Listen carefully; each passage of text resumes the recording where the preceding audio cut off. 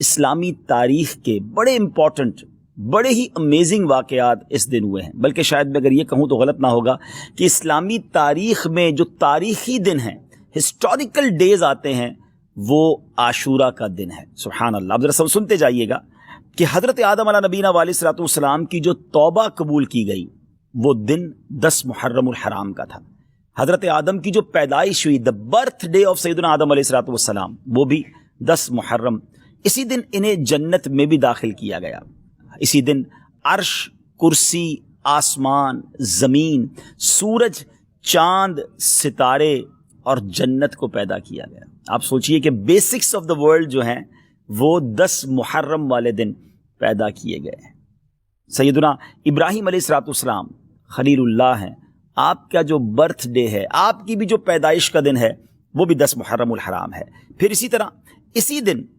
حضرت ابراہیم علیہ الصلوۃ والسلام کو جو آگ سے نجات ملی تھی، جو آگ گلزار بنی تھی، وہ بھی 10 محرم کا دن تھا۔ یہی وہ دن تھا جب حضرت موسیٰ علیہ نبینا علیہ الصلوۃ والسلام اور آپ کی امت کو نجات ملی اور فرعون اپنی قوم سمیت غرق ہوا۔ حضرت سیدنا عیسیٰ روح اللہ علیہ نبینا علیہ الصلوۃ والسلام کی جو پیدائش ہے وہ بھی 10 محرم الحرام کو ہوئی۔ جو حضرت عیسیٰ علیہ الصلوۃ والسلام کو آسمانوں پر اٹھایا گیا، ناظرین، that was also the day of عاشورہ، وہ بھی دن 10 محرم الحرام کا تھا۔ حضرت نوح علیہ الصلوۃ والسلام کے زمانے کے طوفان کو کون نہیں جانتا، مگر اس طوفان سے جو فارغ ہونے کے بعد ان کی کشتی کوہ جودی پر ٹھہری تھی، وہ دن بھی 10 محرم الحرام کا تھا۔ حضرت سلیمان علیہ الصلوۃ والسلام کی بادشاہت پوری دنیا میں مشہور ہے، مگر جو یہ بادشاہت، یہ ملک عظیم آپ کو جو عطا کیا گیا، وہ دن بھی 10 محرم الحرام تھا۔ حضرت یونس علیہ الصلوۃ والسلام کا واقعہ، جو مچھلی کے پیٹ میں آپ گئے، کتنا مشکل وقت آپ نے گزارا، مگر جو مچھلی کے پیٹ سے نکلنے والا دن تھا، یعنی اس مصیبت سے نجات کا جو دن تھا،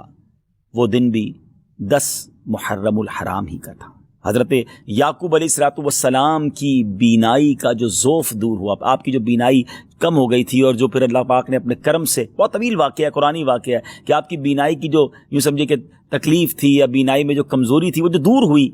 وہ دن بھی 10 محرم الحرام کا تھا۔ حضرت یوسف علیہ الصلوۃ والسلام کی ہسٹری جنہوں نے پڑھی ہے، انہیں معلوم ہے کہ آپ کو گہرے کنویں میں ڈال دیا گیا تھا، مگر اس گہرے کنویں سے جو نکالا گیا، وہ دن بھی 10 محرم الحرام کا تھا۔ حضرت ایوب علیہ الصلوۃ والسلام کے صبر کو، آپ کی تکلیف کو، آپ کی بیماری کو آپ جانتے ہوں گے، آپ نے پڑھا ہوگا کہ ان کے ساتھ کتنی پرابلمز تھی، مگر اس تکلیف کو جو دور کیا گیا، وہ دن بھی 10 محرم الحرام تھا۔ ناظرین، دنیا میں بارش جو ہے وہ ہماری لائف کا سبب ہے، پانی کی ایک ہی سورس ہے جو اوپر سے اللہ کی رحمت سے برستی ہے، اور وہ بارش دنیا میں جو سب سے پہلی نازل ہوئی،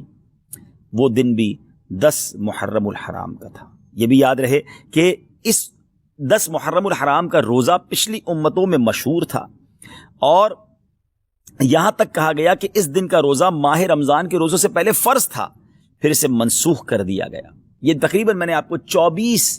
واقعات، انسیڈنٹ اور ایونٹس بتائے جو اس دن ہوئے، اور 25واں پھر وہ واقعہ